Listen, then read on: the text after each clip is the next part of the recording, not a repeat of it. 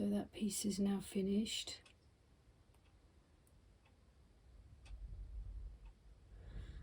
And it will dry for a good couple of weeks before I pop it in the kiln. And I have the fired one here.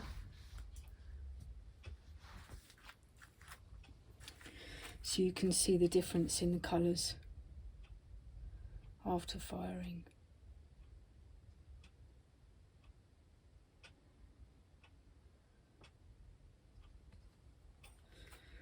So with this technique,